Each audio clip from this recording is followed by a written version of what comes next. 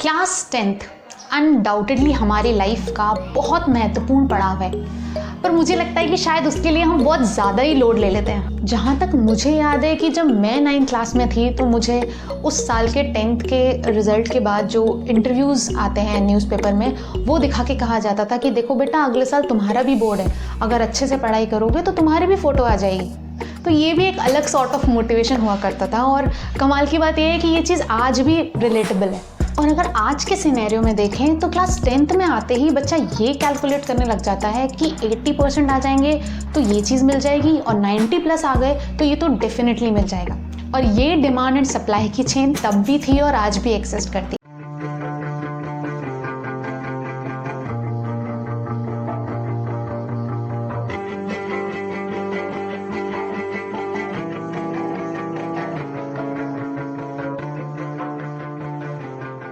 Hello नमस्ते, मैं हूं गरिमा और आज की वीडियो में हम क्लास 10th के रिगार्डिंग कुछ कॉमन डाउट्स जो जनरली बच्चों को होते हैं डिस्कस करेंगे, और साथ में हम कुछ ऐसी इम्पॉर्टेंट इन्फॉर्मेशन भी जानेंगे जो मुझे लगता है कि इस स्टेज पे बच्चों के लिए जानना ज़रूरी है। तो सबसे पहली बात ये कि बोर्ड्स हमारी एग्जामिनेशन स्किल को चेक करता है, यानी कि उन 3 घंटे के टाइम को आप कैसे मैनेज करते हैं।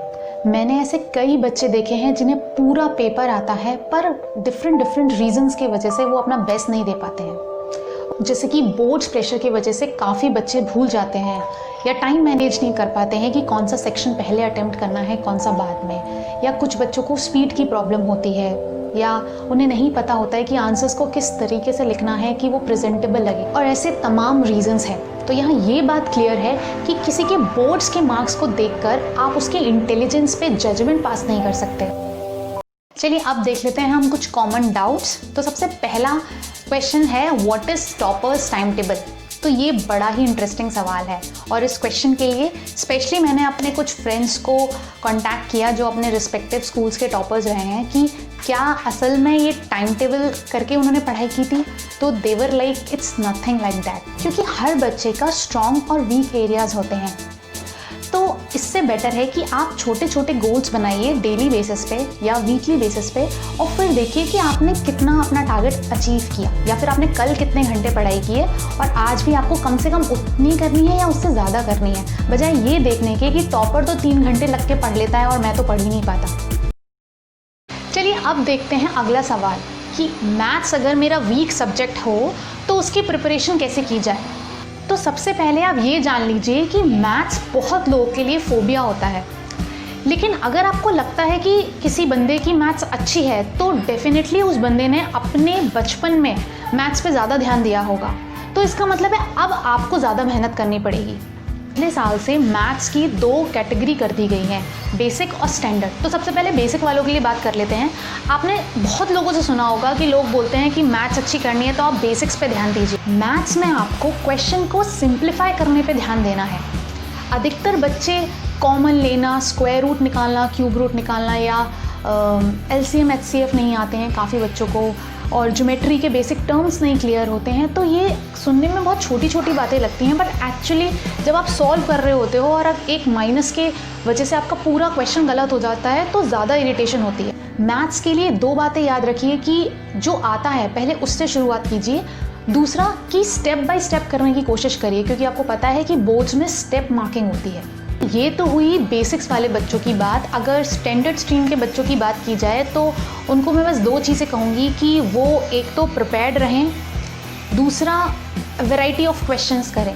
मतलब ये कि आप CBSE ने सैम्पल पेपर रिलीज़ कर दिए हैं दोनों ही स्ट्रीम्स के बच्चों के लिए, तो आप उसमें देखेंगे कि एनालिटिकल बेस्ड, रीजनिंग बेस्ड जो क्वेश्चन होते हैं वो ज़्यादा पूछे गए हैं, जिसमें ग्राफ बेस्ड क्वेश्चन है, चार्ट बेस्ड क्वेश्चन है। तो आप पहले से ही उसको देख के अपना माइंडसेट बना लीजिए कि इस टाइप के क्वेश्चन भी पूछे जा सकते हैं, यानी कि स्ट्रेट क्वेश्चन आप एक्सपेक्ट ना करें तो वो बेटर होगा, क्योंकि उन्होंने पहले ही अपने ब्लूप्रिंट में ये चीज़ बता दी है कि उसका वेटेज ज़्यादा होगा। इसकी बात की जाए, क्योंकि लास्ट ईयर काफ़ी बच्चों का साइंस का पेपर अच्छा नहीं गया था, तो साइंस के लिए आपको सिर्फ NCERT पढ़ने से काम नहीं चलेगा। आपको activity based question, comprehension based question और असर्शन, रीजनिंग, इन चीज़ों पर भी ध्यान देना पड़ेगा।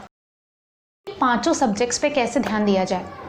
तो यहाँ सिर्फ आप ये सोचिए कि परसेंटेज आपकी पांचों सब्जेक्ट से बनेगी, यानी कि आपको एवरेज पे ध्यान देना है। वो तभी होगा जब आपके सारे सब्जेक्ट्स में सही नंबर होंगे। आपने जनरली सुना होगा कि बोलते हैं कि हिंदी, इंग्लिश, SST ये स्कोरिंग सब्जेक्ट्स हैं। स्कोरिंग इसलिए है कि कम इनपुट में ज़्यादा आउटपुट मिल सकता है इन सब्जेक्ट्स में। पर यहाँ ये मतलब नहीं है कि आप हर दिन 2-2 घंटे ये सभी सब्जेक्ट्स पढ़ें। तो ये आपको खुद से डिसाइड करना होगा कि इनमें से कोई सब्जेक्ट आपका ज़्यादा वीक तो नहीं है, और अगर ऐसा है तो आपको बिल्कुल इस पर काम करने की ज़रूरत है, क्योंकि ये चीज़ें एंड टाइम पे प्रॉब्लम क्रिएट करती हैं। देखते हैं अगला डाउट कि प्रेजेंटेशन स्किल्स कितनी मैटर करती हैं बोर्ड्स एग्जाम्स में।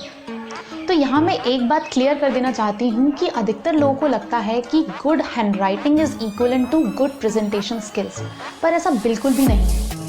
प्रेजेंटेशन स्किल्स में काफ़ी चीज़ें आ जाती हैं, जैसे कि आप कितनी स्पेसिंग दे रहे हैं अपने आंसर्स के बीच में, सही सेंटेंस को अंडरलाइन कर रहे हैं कि नहीं, किस जगह पे आपको पॉइंट बेस्ड आंसर लिखना है, कहाँ पैराग्राफ बेस्ड आंसर लिखना है।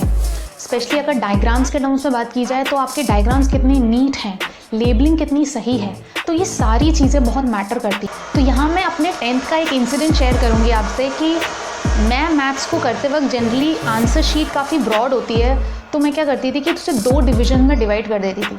आधा क्वेश्चन यहाँ और फिर एरो लगा के आधा पोर्शन वहाँ सॉल्व करती थी। ऐसा मैं इसलिए करती थी क्योंकि जब पेज पलट के हम चीज़ें कॉपी करते हैं तो उसमें गलती होने के चांसेस ज़्यादा बढ़ जाते हैं। तो फिर मेरे टीचर ने मुझे समझाया कि ये जो तरीका है वो बिल्कुल गलत है, और तब फिर मुझे इस चीज़ को मैंने इम्प्रूव किया, इस पर काम किया, और इस चीज़ की हेल्प से मेरे को 10th में भी काफ़ी मदद मिली और 12th में भी काफ़ी हेल्प मिली। तो फिर मुझे ये बात समझ में आई कि सवाल आना अलग चीज़ है और सवाल को करना कुछ इस तरीके से कि सामने वाले को भी समझ में आ जाए, ये एक अलग चीज़ है। पहला पॉइंट ये कि करंट सिनेरियो में जहाँ पूरी स्कूल की पढ़ाई ऑनलाइन हो रही है, ट्यूशन्स भी ऑनलाइन हो रहे हैं, तो आप कोशिश करिए कि थोड़ा टेक्स्ट बुक स्टडी भी करें, क्योंकि पूरा दिन इतना ज़्यादा स्क्रीन एक्सपोजर से हमारी आइज़ को तो इफेक्ट होता ही है, असर ब्रेन पर भी होता है। दूसरा ये कि आपका 30% सिलेबस रिड्यूस हो गया है, यानी कि सिलेबस तो बहुत आसानी से कंप्लीट किया जा सकता है। तो इसलिए किसी दूसरे बच्चे से कंपीट ना करें या किससे ना पूछें कि किसका कितना सिलेबस हो गया है, क्योंकि अल्टीमेटली इससे आपको ही एंजाइटी होगी। और तीसरा ये रिवीजन और सेल्फ स्टडी पे ज़्यादा फोकस करें, साथ ही प्रीवियस ईयर के पेपर्स को सॉल्व करने की कोशिश करिए। काफ़ी ऑनलाइन मटेरियल अवेलेबल है और ऑनलाइन टेस्ट सीरीज़ भी हैं। और लास्टली बोथ कब और कहाँ होंगे, इस पे आप अपनी ज़्यादा एनर्जी वेस्ट ना करिए। तो आज की वीडियो के लिए बस इतना ही रखते हैं, और साथ में मैं 5 सब्जेक्ट्स की सेपरेट वीडियोस बना दूंगी कि उसकी तैयारी कैसे करनी है आपको। और आई होप आपको ये वीडियो हेल्पफुल लगी हो। अगर आपको ये वीडियो पसंद आता है तो आप इसको लाइक करिए, शेयर करिए। अगर आपके आसपास कोई ऐसा बच्चा है जो 10th क्लास में है तो आप उसको ये वीडियो शेयर कर सकते हैं, और चैनल को करिए subscribe. Thank you so much. जय हिंद।